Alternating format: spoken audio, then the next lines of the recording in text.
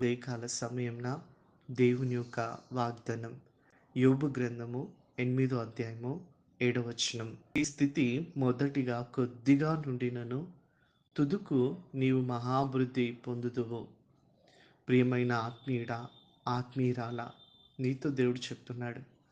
నీ స్థితిని చూసి చాలామందికి హేళన కనబడొచ్చు. నీ స్థితిని చూసి నీకే బాధ కలగొచ్చు, లేదా సిగ్గుపడొచ్చు, అవమానంగా నువ్వు తలంచొచ్చు. కానీ నేను ఒక మాట చెప్తున్నా, నువ్వు కలిగి ఉన్నటువంటి ఆత్మీయత, నువ్వు కలిగి ఉన్నటువంటి ఆ దేవుడు ఎవరైతే ఉన్నారో యేసయ్య, ఆయన మాత్రం నిన్ను లేవనెత్తుతాడండి. చూడండి, అందరూ చివరికి ఆఖర్లా తన తండ్రి కూడా చిన్న చూపు చూడబడుతూ ఉంటాడు దావీదు విషయంలో. చాలా చిన్న చూపు. ఎంత చిన్న చూపు అంటే అసలు తనను ఎన్నిక చేయడానికి కూడా ఇష్టపడడు.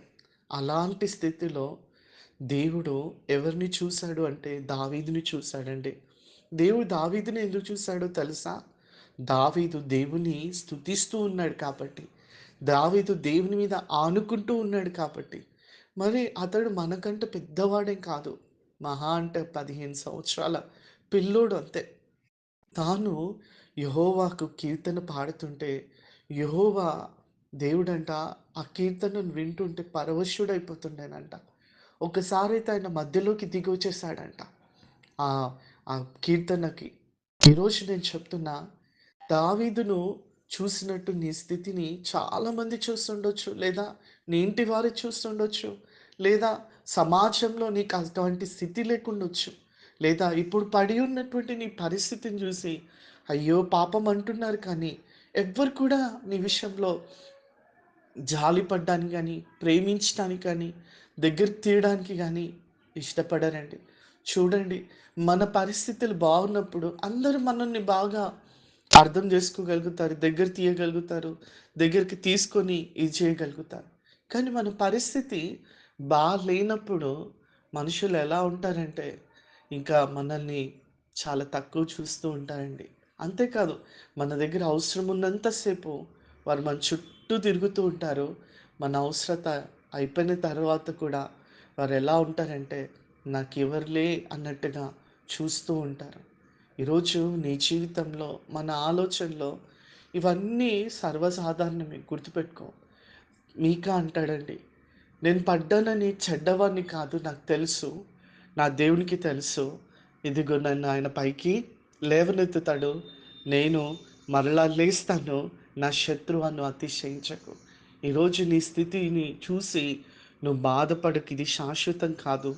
ఈరోజు నీ భర్త గౌరవం ఇస్తలేదొచ్చు, నీ పిల్లలు గౌరవం ఇస్తలేరొచ్చు, లేదా నీ భార్య ఇస్తలేదొచ్చు, నీ కుటుంబీకులు ఇస్తలేరొచ్చు, లేదా ఇతరులు నీకు ఆ వాల్యూ ఇస్తలేరొచ్చు. నేను ఒక్కటి చెప్తున్నా, దేవుడు నిన్ను రేజప్ చేసే దినం రాబోతుంది. దావీదులాగా కనుగొనే దినం రాబోతుందండి. ఎప్పుడైతే ఆ యెషయా తన కుమారులందరినీ మంచిగా సిద్ధం చేసి యెష్ సమూయేలు ముందు పెట్టినప్పుడు దేవుని ఆత్మ ఎవరిని ప్రేరేపించారండి. ఇంకెవరైనా ఉన్నారంటే అప్పుడు చెప్తాడు, దావీదు ఉన్నాడు ఒక వ్యక్తి. అతడు అడవిలో ఉంటాడు, గొర్రెలు కాసుకుంటూ ఉంటాడు. నన్ను దయచేసి అక్కడికి తీసుకెళ్ళు అన్నప్పుడు సమూయేలు కూడా అనుకుంటాడు, ఈ బాలుడు నా దేవుడు రాజుగా ఎన్నుకోగలిగింది. చూడండి, మన స్థితిని చూస్తుంటారు. మనకున్న ఆ స్థితిని చూసి చాలా చిన్న చూపు చూస్తుంటారు. ఆ సమూయేలు కూడా అనుకుండొచ్చు, ఈ బాలుడు నా దేవుడు ఎన్నుకున్నది. దేవుడు అంటాడు, ఇతడు నేను కోరుకున్న నా ప్రియుడు, ఇతని యందు నేను ఆనందించుచున్నాను.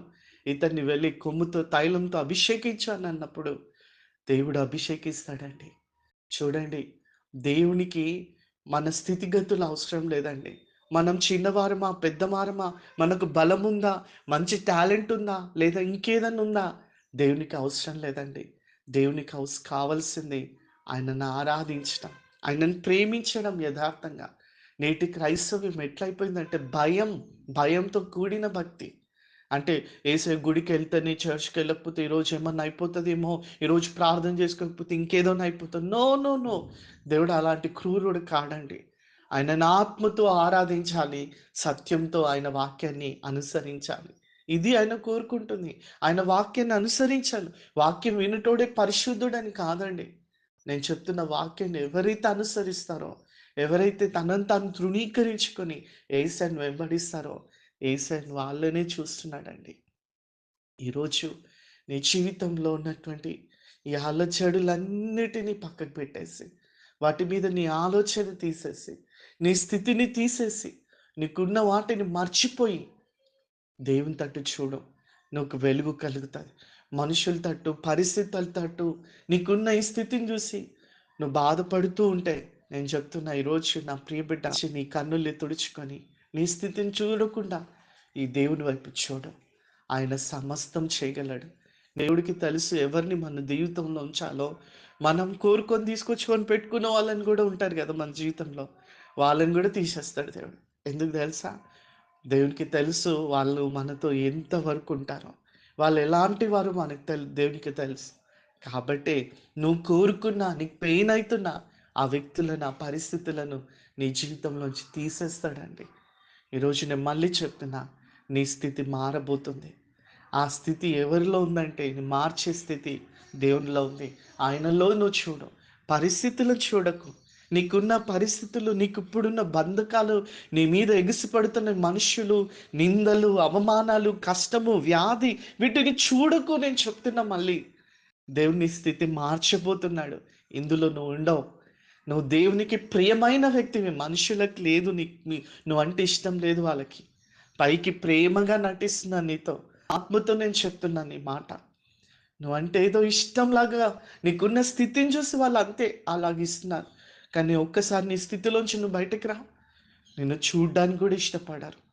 దేవుని వైపు నువ్వు చూడు. దేవునిలో నీ ఆత్మీయత కనుక్కో. నీ ఆత్మీయత దేవునిలో చూసుకో. దేవుడు మాత్రమే నిన్ను హెచ్చించగలడు. దేవుడు మాత్రమే పైకి తీసుకొచ్చి నిన్ను నిలబెట్టగలడు. నేను చెప్పిన ఈ మనుషులందరూ ఒక దినంన ఇదిగో ఆ ధనవంతుల కింద ఉంటారు. లాజరు దేవుని ఒళ్ళో ఉన్నాడు. అంటే బ్రదర్, ఈ లోకంలో మనం అనుభవించాలంటే నీ దినములు రాబోతున్నాయని చెప్తున్నా. అనుభవించే దినాలు, దీవెనకరమైన దినములు, అభివృద్ధి చెందబోయే దినాలు, నీ పరిస్థితి నీకు మంచి పేరు ఖ్యాతి ఇచ్చే దినాలు రాబోతున్నాయని నీ దేవుడు సెలవిస్తున్నాడు నా ద్వారా. ధైర్యం తెచ్చుకో, కన్నీళ్లు తుడుచుకో. మహోన్నతుడా, నా మంచి కాపరి యేసయ్యా, నీకు వందనాలు. ఈ ఉదయకాలం నన్ను చెప్తున్నా, నీ స్థితిని నేను మార్చిపోతున్నా. నీకున్న స్థితిని చూసి, ఇప్పుడు ఉన్న స్థితిని చూసి నువ్వు బాధపడు కుమారుడా, కుమార్తె. నేను నీ స్థితిని మార్చాలని ఇష్టపడుతున్నా. లెమ్ము, ఇక తేజరిల్లుము. నా మహిమ నీ మీద ఉదయిస్తుంది. లెమ్ము, ఇక తేజరిల్లుము. నా మహిమ నీ మీద ఉదయిస్తుంది. ఇదిగో నేను నీ విషయంలో నా కార్యాలు చేయబోతున్నా. కన్నీళ్లు తుడుచుకో. నన్ను బట్టి ధైర్యం తెచ్చుకో. నేను నీ పక్షంలో ఉన్నాను. Thank you Jesus. బిడ్డలతో నువ్వు చెప్పినందుకు వందనా, వారిని బలపరిచినందుకు వందనా. దేవా, వారి కృప చేత వారిని ఆదరించి సమాధానంతో నింపుమని యేసయ్య నామంలో అడుగుచున్నాను తండ్రి. ఆమేన్, ఆమేన్, ఆమేన్.